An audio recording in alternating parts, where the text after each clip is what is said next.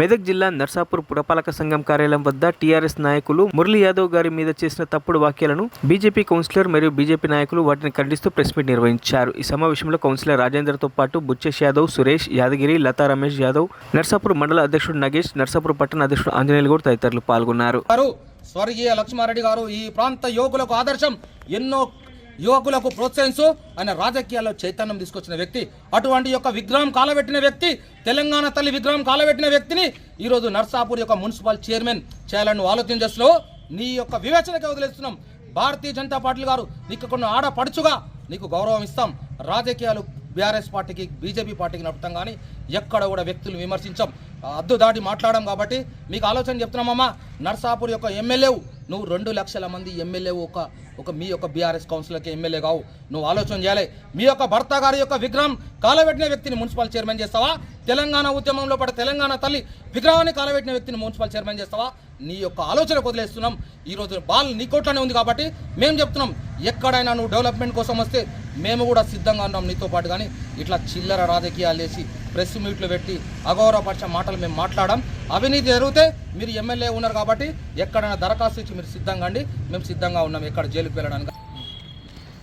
ఈరోజు Narsapur municipal chairman పైన ఏదైతే నిరాధారమైన ఆరోపణలు టీఆర్ఎస్ పార్టీ, బీఆర్ఎస్ పార్టీలు చేశారో అది కరెక్ట్ కాదు.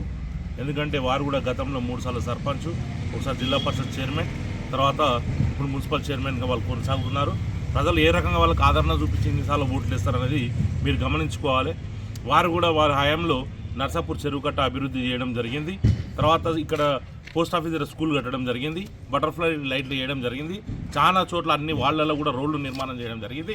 వాళ్ళ అభివృద్ధికే పాటుపడ్డారు, కానీ ఎక్కడ కూడా అవినీతికి తావు వేయలేరు. అందుకోసమే ప్రజలు వారిని ఆదరించి వాళ్ళని ఎన్నుకోవడం జరిగింది ఇన్నిసార్లు. వాళ్ళు ఇన్ని సంవత్సరాలు కూడా ప్రజాక్షేత్రంలో ఉన్నారంటే వాళ్ళు మంచితనంతో ఉన్నారు. కానీ ఈరోజు నిరాధారమైన ఆరోపణలు చేసి ఇష్టం వచ్చినట్టు మాట్లాడడం సరికాదని చెప్పి తెలియజేసుకుంటాం. ఇల్లు కట్టుకుంటే ఒక ముస్లిం వ్యక్తిని తీసుకపోయి గూలగొట్టి, అర్థమైందా, గూలగొట్టి ఆయన 4 ఇండ్లు అని చెప్పి గూలగొట్టి నిరుపేదని బయట రోడ్డు మీద పడేసారు. మరి 79 అక్రమాలు కట్టడాలు నడుస్తున్నాయి రోజు. మరి 731 జరుగుతున్నాయి. అక్రమ వెంచర్ ఏం పర్మిషన్ ఉందని చెప్పేసి 20 నుంచి 15 నుంచి 20 ఎకరాల గవర్నమెంట్ ల్యాండ్ ఉంది, అసైన్మెంట్ ల్యాండ్ ఉంది. అధికార పార్టీ నాయకులకి ఇవన్నీ రూల్స్ లేవు, రెగ్యులేషన్ లేదు, ఏమీ లేదు. అన్యాయంగా దోసుకుంటుంటే గిట ఇది మీకు ఒకసారి గుర్తు చేస్తున్నాము. అక్రమ లేఅవుట్లు ఏవైతున్నాయో అవి ఫర్దర్ ఇంతకుముందు కమిషనర్ గారికి ఇవ్వడం జరిగింది, హెచ్ఎండే కమిషనర్ అప్లై చేయడం జరిగింది.